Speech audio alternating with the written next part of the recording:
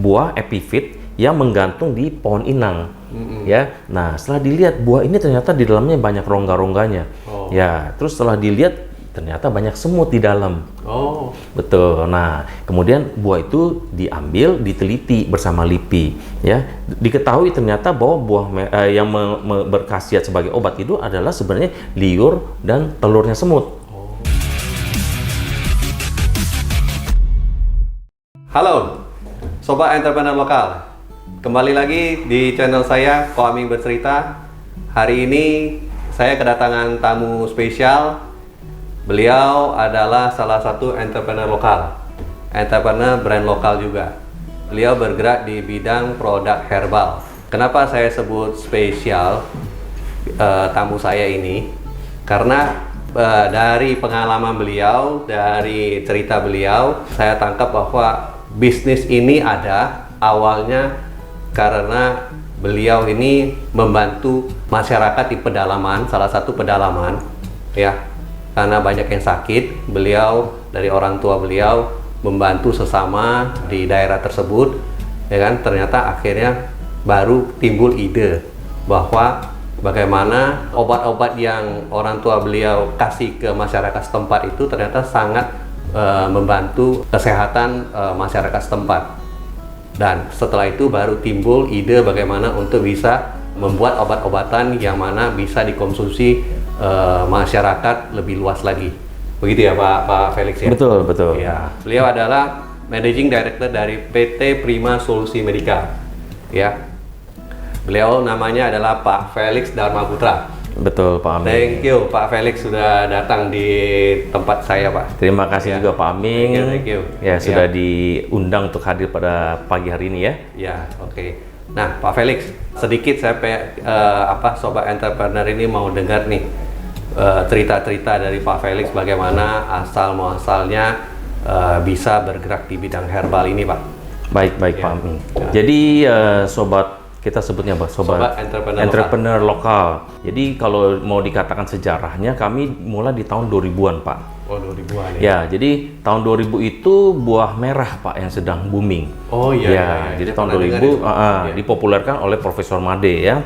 Jadi dilihat kenapa masyarakat di Wamena itu tidak pakai baju di temperatur di sekitar 15 sampai 18 derajat tapi tetap sehat. Wamena Irian, Pak ya? Wamena di Papua, betul. Jadi Wamena itu ketinggiannya 1.500 di atas permukaan laut ya. Jadi masyarakat di sana banyak yang masih tidak menggunakan pakaian, masih hanya pakai istilahnya baju ala kadarnya ya. Nah, tapi mereka kuat badannya, sehat aja. Nah, setelah dipelajari oleh Profesor Made, ternyata masyarakat di sana itu menggunakan buah merah itu sebagai bahan makanan. Oh, ya, jadi dikonsumsi sebagai sayur. Oh, nah, gitu ya? Ya, terus diteliti. Ternyata kandungan beta karotennya tinggi ya, dan dia sangat bermanfaat buat kesehatan. Dia antioksidannya tinggi. Nah, sehingga membuat masyarakat yang konsumsi buah merah sebagai sayur itu tubuhnya sangat sehat, kuat dan tahan terhadap cuaca dingin ya. Nah, itu membuat pada saat itu kami masih sebagai hanya pedagang lah istilahnya ya. Nah, karena saat itu lagi booming, nah kita kemudian jalankan untuk menjual buah merah itu secara tradisional ya. Jadi cuma diproses, dibikin menjadi cair ya, karena buah merah itu sebenarnya buah yang besar kayak nangka gitu ya. Nah, itu ya, terus diproses, dibikin menjadi liquid ya. Nah, dimasukin botol kita jual. Nah, itu di awal tahun 2000? Awal tahun 2000 ya, jadi kami hanya menjalankan itu sebagai trader. Nah, dan kita kerjasama dengan Trubus saat itu, karena Trubus yang mempopulerkan herbal pada saat itu. Nah, baru kemudian karena ayah saya juga seorang yang senang membantu masyarakat seperti Ko Aming tadi sampaikan, jadi dia sering membawa obat-obatan dan dibagikan ke masyarakat lokal. Ya, jadi masyarakat itu ternyata banyak yang cocok. Ya, dikasih obat sembuh, banyak yang datang. Beliau sudah cukup lama berusaha di sana ya, bisnisnya sebenarnya itu adalah reboisasi hutan dan juga penanaman kopi awalnya. Nah, jadi pada saat awal buah merah itu hanya sebagai bisnis sampingan saja, kita belum fokus ke sana. Nah, kemudian suatu hari beliau didatangi oleh kepala suku dari suatu desa, dan kepala suku itu menceritakan bahwa masyarakat desanya pada saat mereka itu sakit, mereka konsumsi sebuah buah yang dinamakan nongon. Nah, nongon. Terus kemudian oleh Pak Hendro dibilang, apa sih nongon ini ya? Dilihat ternyata nongon itu semacam buah epifit yang menggantung di pohon inang. Ya. Nah, setelah dilihat buah ini ternyata di dalamnya banyak rongga-rongganya. Ya, terus setelah dilihat ternyata banyak semut di dalam. Betul. Nah, kemudian buah itu diambil, diteliti bersama LIPI. Ya, diketahui ternyata bahwa buah yang berkhasiat sebagai obat itu adalah sebenarnya liur dan telurnya semut. Gitu. Betul. Nah, sejak itu kemudian dikasih namalah sarang semut. Dan kita patenkan nama tersebut. Gitu. Ya. Jadi sebenarnya sarang semut tuh sarangnya atau buahnya atau gimana tuh Pak? Baik, jadi sebenarnya medianya itu adalah buah. Ya, buah itu adalah sebenarnya jadi rumahnya semut ya. Nah, tapi sebenarnya berkhasiat sebagai obat itu adalah semut itu sendiri. Ya, jadi liur dan telur semut. Jadi kalau kita lihat ya sebenarnya kayak madu, ya itu kan juga dari lebah kan? Atau dari walet. Ya itu kan sebenarnya dari liurnya walet yang dibikin sarang kan. Nah, jadi banyak yang khasiatnya itu sebenarnya dari hewan tersebut sendiri. Yang memang bisa bermanfaat untuk kesehatan sebenarnya. Iya. Nah, Pak, kalau buah merah ini kalau sekarang dibikin produk Bapak juga namanya buah merah atau gimana? Betul. Jadi kalau sekarang kita sebutnya MBM, minyak buah merah ya. Minyak buah merah. Itu brand kita. Iya. Nah, itu khasiatnya apa tuh, Pak? Oke, jadi kalau buah merah sendiri dulu kita lebih tekankan itu buat orang-orang yang menderita stroke. Ya, tapi dia juga sangat bagus buat orang-orang yang perokok. Ya, jadi fungsinya lebih ke arah kalau ada yang mengalami flek paru, ada yang mengalami gangguan kanker paru, itu sangat bagus. Ya, terus bagus juga untuk kolesterol, ya, untuk orang kolesterol tinggi. Nah, kemudian buat wanita itu mereka yang mengalami ada gangguan kista dan miom. Ya, jadi basically banyak manfaatnya karena herbal itu dia multi khasiat. Ya, dia tidak dilakukan semacam isolasi dari suatu bahan atau saat aktifnya, tapi banyak saat aktif yang ada senyawa-senyawa aktif yang bagus yang ada dalam herbal tersebut. Sehingga kalau kita konsumsi, kalau ada beberapa penyakit bisa sembuh semua. Bisa sembuh semua. Iya. Ya. Tapi itu emang perlu waktu ya, Pak ya. Iya, betul. Nggak spontan ya, Pak. Betul. Nggak instan ya. Beda dengan obat kimiawi ya. Obat kimiawi biasanya kan sifatnya agak instan ya. Nah, kalau herbal itu dia mengobati ke sumber permasalahannya. Ya, jadi dia mengatasi apa yang menjadi sumber permasalahan sampai membaik perlahan-lahan. Biasanya terkait dengan organ tubuh ya. Nah, beda kalau obat kimiawi biasanya kadang-kadang terasa instan cepat karena dia ada painkillernya. Ya, cuma sekedar menghilangkan rasa sakit ya. Besok berapa hari sakit lagi gitu ya. Kalau sarang semut sendiri, Pak? Namanya sarang semut juga? Betul, sarang semut itu kan kita patenkan namanya ya. Jadi kita anggap ya memang rumahnya semut ya, makanya dikasih nama sarang semut.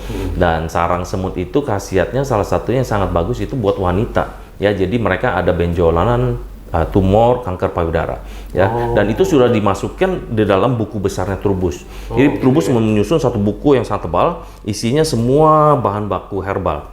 Dan sarang semut itu sudah dicatat di sana sangat baik berkhasiat untuk payudara, untuk khususnya benjolan, tumor dan kanker payudara. Seperti itu ya, Pak ya? Betul. Selain itu dia juga sangat bagus untuk jantung. Ya, jadi buat mereka yang ada gangguan jantung, ada yang gangguan prostat, kemudian ada gangguan wasir ya, dan batu ginjal serta yang MAH. Dan kenapa saya bisa sebutkan 6 penyakit tersebut? Karena itu berdasarkan testimonial yang sudah ada selama ini. Dari pengalaman-pengalaman customer yang pernah makan obat-obat ini, ada banyak testimoni ya, Pak. Betul. Jadi kalau kita lihat dulu, orang katakan bahwa sarang semut itu adalah herbal multi khasiat. Makan sakit apa aja konsumsi sarang semut baik. Ya. Tapi ternyata setelah kita lihat dari semua penyakit yang diderita pasien, kemudian dari hasil mereka memberikan testimoni balik ke kami, ternyata dari semua penyakit itu ada 6 ini yang paling menonjol. 6 ini yang bisa diobatin lah ya. Betul, yang proven ya. Betul. Ya. Oke. Wah, ini seru sekali ya, Pak ya. Banyak juga ya, Pak ya. Saya baru tahu ini banyak yang bisa diobatin ya. Betul. Ya. Nah, Pak, jadi tahun 2000 kan masih trading tuh, Pak.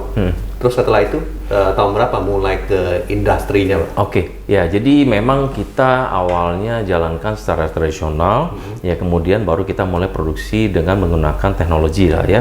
Nah sejak dimulai dengan sarang semut ya, jadi itu diproduksi kemudian awalnya yang kita bentuk seperti minuman jamu biasa, yang dirajang ya, dijemur, dirajang, kemudian dimasukin dalam plastik misalkan atau pouch. Dan orang kalau minum harus direbus dulu, dimasak atau diseduh. Betul. Nah, kemudian kita shifting ke arah industrial dengan dimana dilakukan ekstraksi. Ya, jadi kalau ekstraksi itu seperti kayak kita mengkukus. Ya, nah, jadi pada saat kita mengukus itu saat aktifnya itu akan naik, dia menjadi uap. Ya, kemudian dia akan mengalami kondensasi dan turun menjadi liquid lagi. Nah, liquidnya itu nanti kita akan istilahnya kita tembakkan ke amilum. Amilum itu zat pengikat ya.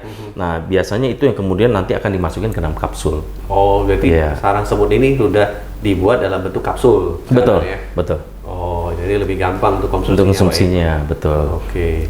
Ya, jadi kalau bicara dari sisi masyarakat ya, penerimaan masyarakat khususnya ya. Jadi memang di awal itu kepercayaan masyarakat ke atas herbal itu masih istilahnya kurang ya. Nah, tapi sejalan dengan waktu makin lama makin banyak orang yang menerima ya, karena mereka merasakan manfaatnya ya. Banyak yang konsumsi kemudian ada yang sembuh ya, dan mereka konsumsi aman jangka panjang, nggak ada efek samping. Nggak ada efek samping. Betul, ya. betul. Karena kalau obat kimia kadang ya yang ini sembuh, yang lain datang. Betul, jadi bisa sembuh, tapi biasanya ada efeknya kadang-kadang ke hati atau ke ginjal, betul. Ya. Kalau buah merah dalam bentuk? Kalau buah merah kami ada juga yang bentuk cair, ada bentuk kapsul juga. Tapi kapsul di dalam kapsul itu adalah liquid, tetap liquid. Oh, liquid betul, juga ya? Betul. Ya. Nah, ini Pak, untuk membangun seperti awalnya Pak Felix tadi bilang kan awalnya orang kan kurang percaya nih Pak terhadap obat-obat herbal. Nah, bagaimana untuk membangun trust ke masyarakat ini Pak? Ya, memang butuh proses ya. Jadi masyarakat itu ya selalu begitu ya. Mereka istilahnya harus kita edukasi ya. Edukasi juga butuh proses yang cukup panjang. Dan khususnya obat lah. Kalau kita bicara makanan atau alat tulis, misalkan kayak Grebel, itu orang coba langsung kelihatan hasilnya kan. Nah, tapi kalau obat itu kan orang harus konsumsi. Pasti dia ada kekhawatiran ini efek samping ada nggak? Bisa berbahaya atau tidak. Mau makan aja betul, ya? betul. Nah, makanya itulah butuh edukasi. Dan kami tidak sendiri ya. Jadi kalau kita bicara industri herbal itu industrinya sebenarnya sudah sangat panjang ya. Kalau kita mau bicara sebenarnya dari zaman dulu sebelum kita makan obat kimiawi, emangnya yang ada apa? Semuanya kan adanya dari alam. Betul. Adanya kan semuanya hanya buah atau dari hewan. Atau daun gitu ya. Daun. Ya. Dulu orang-orang zaman dulu yang dilakukan apa? Pasti coba-coba. Ya kan? Oh, dia sakit ini terus dia coba makan daun ini. Ternyata sembuh. Nah, itulah namanya dilakukan uji coba secara kita sebut natural ya. Nah, orang coba-coba makan sembuh dan itu kemudian dilakukan atau dijadikan sesuatu yang baku. Nah, jadi kemudian karena industrinya itu berkembang ya. Nah, kan kita kalau bicara semuanya sumbernya dari alam, itu pasti untuk memproduksi dalam jumlah besar butuh waktu kan. Ya, dan buah itu selalu ada masanya, ada musim ya. Nah, jadi pada saat itulah maka industri kesehatan melihat bahwa untuk membuat ini dalam jumlah besar mereka itu harus mencari kemiripannya secara kimia. Ya kan, struktur kimianya apa sih sebenarnya, misalkan vitamin C ya kan dari jeruk misalkan. Kalau mau diambil dari buah jeruk berapa banyak jeruk yang harus digunakan. Nah, mereka cari struktur kimianya terus dilihat persamaannya seperti apa. Nah, itulah yang kemudian diproduksi secara massal. Dan ya memang bisa berkhasiat, tapi berbeda dengan jeruk. Jadi obat kimianya. Betul.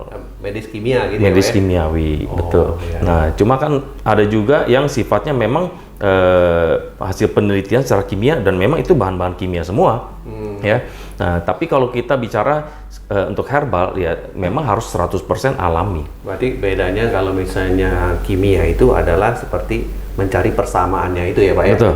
Kimia-kimiawi itu untuk ternyata cocok dan juga aman untuk dikonsumsi. Betul. Dan kalau herbal yang Pak Felix kembangkan itu adalah murni dari herbal. Betul, karena dijadikan persyaratan obat-obatan. dari Badan POM Indonesia khususnya ya, bahwa kalau kita mau namakan bahwa obat tersebut adalah obat tradisional atau obat herbal, dia harus 100% alami. Tidak boleh mengandung bahan kimia obat. Jadi bahkan namanya vitamin itu nggak boleh ada di dalamnya.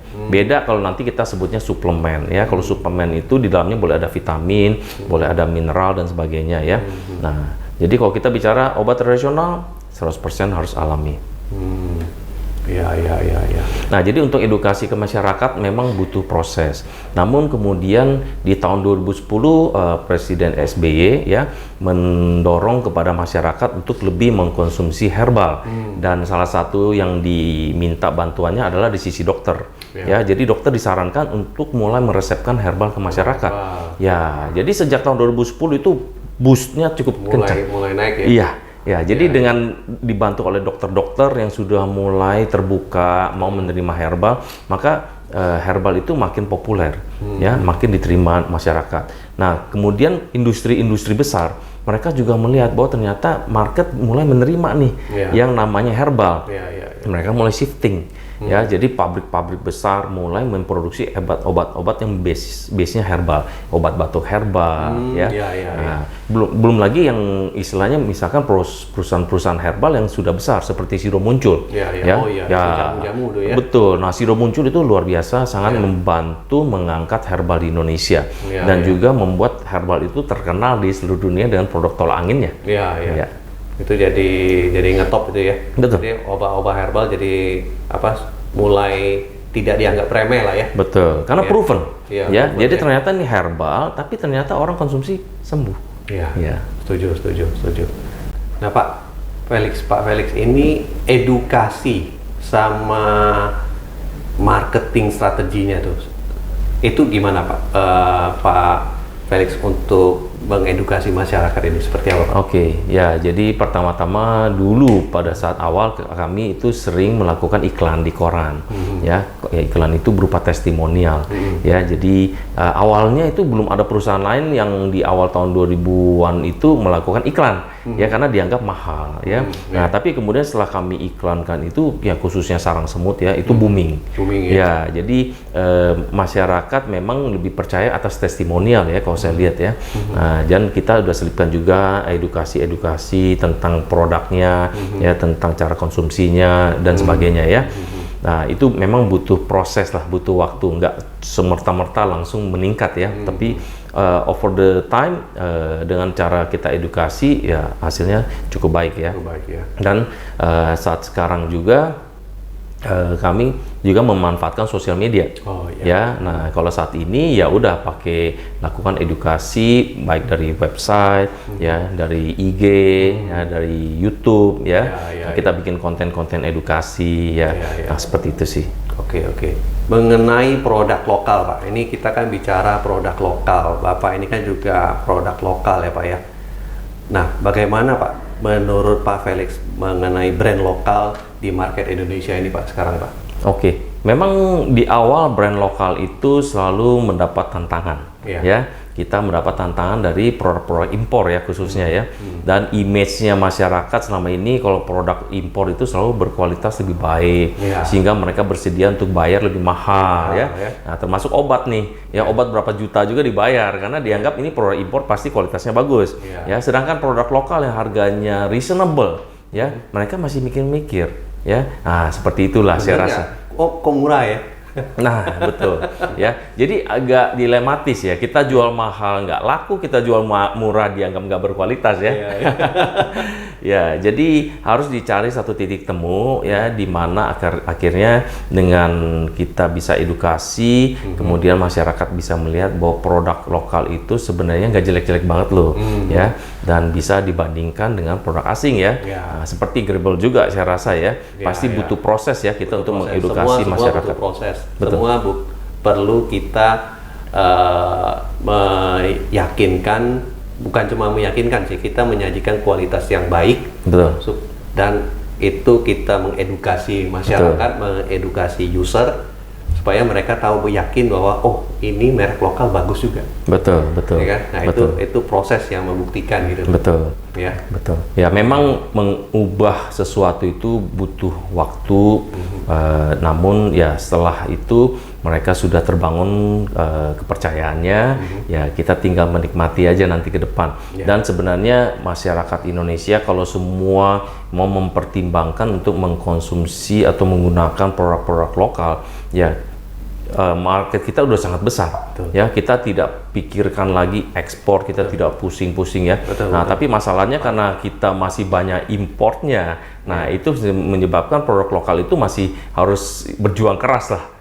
Ya, tapi sekarang ini kita melihat ya Pak, kelihatannya mulai banyak bermunculan ya.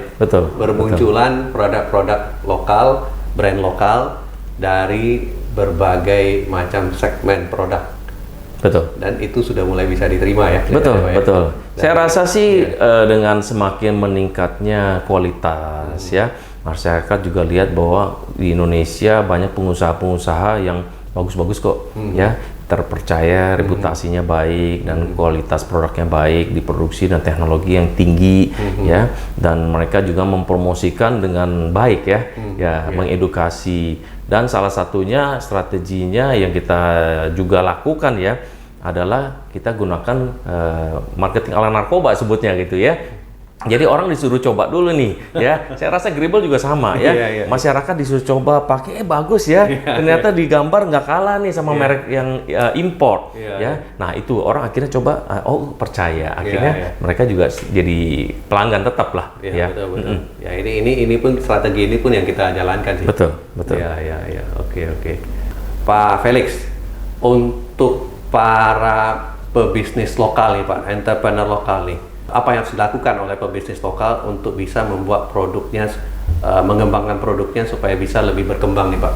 Ya, menurut saya pertama kita harus punya sesuatu yang unik ya, unique selling proposition ya. Pada saat kita mengembangkan satu produk, mungkin aja di awal kita me too ya, kita lihat ada produk yang laku di pasar, nah, tapi kita amati, kita tiru, kita modifikasi kalau bisa ya, kita buat produk kita menjadi punya sesuatu yang berbeda ya. Nah baru dari situ kita bisa berkompetisi ya, karena kalau enggak kita hanya perang harga.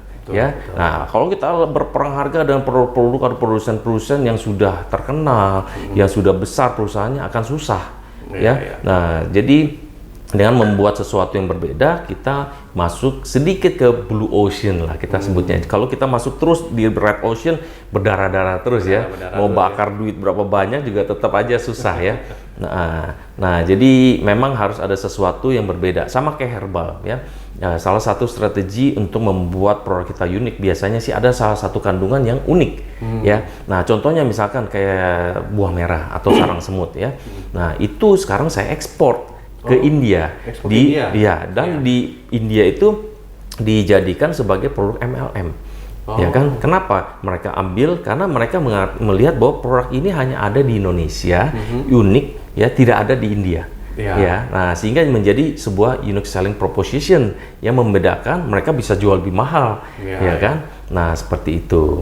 Nasihat atau motivasi nih Pak untuk sobat entrepreneur lokal nih Pak, yang bagi mereka yang mungkin yang baru mau berbisnis atau yang sudah mulai bisnis tapi juga banyak kendala, banyak tantangan, ini seperti apa nih Pak Felix? Iya, bisnis itu tidak mudah ya. Menjadi entrepreneur itu nggak mudah ya. Jadi banyak yang istilahnya orang mulai berbisnis tapi dalam kurang dari 3 tahun banyak yang KO. Ya. Nah makanya itulah kita butuh ada mental baja ya. Jadi nama pengusaha itu ya harus siap bangkrut ya. Nah harus berani untuk bangkit kembali ya. Dan yang paling penting ya kita harus terus berusaha ya, harus punya harapan, pikiran positif bahwa apa yang kita lakukan ini harus ada nilai positifnya. Kalau kita melakukan sesuatu yang bermakna, berguna buat orang lain ya, kita akan ada passion Ya, kita tidak ada capek-capeknya kita untuk berusaha ya. Buat saya salah satu yang menjadi passion saya itu ini menjadikan hidup saya berkat buat orang lain, berguna buat orang lain. Makanya kenapa bisnis herbal ini cocok karena dengan saya membuat produk yang baik, berkualitas, yang bisa membantu orang lain mendapatkan sembuhan, saya jadi senang saya memperoleh kepuasan. Betul, kita memperoleh kepuasan batin ya Pak, di luar daripada finansial. Dan itu sesuatu yang sangat-sangat positif ya menurut saya. Luar biasa ini teman-teman. Ya, jadi saat ini saya sarankan buat yang mau berbisnis, carilah sebuah bisnis yang kita passionate. Yang membuat kita semangat untuk kita jalankan terus. Mau ada badai, mau ada ganjalan, mau apapun tidak akan membuat kita berhenti. Karena kita tahu bahwa tujuan kita ke sana, udah jelas arahnya. Dan kita punya niat baik menurut saya itu sesuatu yang sangat akan membuat kita sustain lah ke depan. Dan kedua pasti kita harus inovasi Nah, dalam menjalankan bisnis selalu harus ada melihat tren pasar Nah, pasarnya lagi ke sini nih. Nah, kita nggak bisa lawan pasar Nah, kita berpikir produk saya sudah bagus, berkualitas, orang udah konsumsi, tapi trennya lagi sekarang bergeser nih. Kita tidak mengikuti tren, kita tenggelam digerus sama zaman. Seperti itu. Oke. Saya rasa untuk bincang-bincang santai hari ini dengan Pak Felix hari ini sangat menarik dan thank you Pak Sama-sama, Felix sudah kita berkolaborasi nih hari ini. Ya kan? Ini semoga bincang-bincang hari ini bisa bermanfaat buat teman-teman sobat entrepreneur lokal. Ayo tetap semangat entrepreneur lokal. Apapun tantangan di depan kita, apapun yang membuat kita down itu tidak ada apa-apanya. Yang penting kita tahu bahwa tujuan kita apa, manfaat kita membuat produk ini apa, manfaat jasa kita apa, itu yang menyemangati kita. Jadi semua itu, tantangan itu adalah proses yang membuat kita, membentuk kita menjadi seorang entrepreneur yang handal. Oke? Thank you. Mantap. Thank you, Pak. Ya, terima kasih Pak.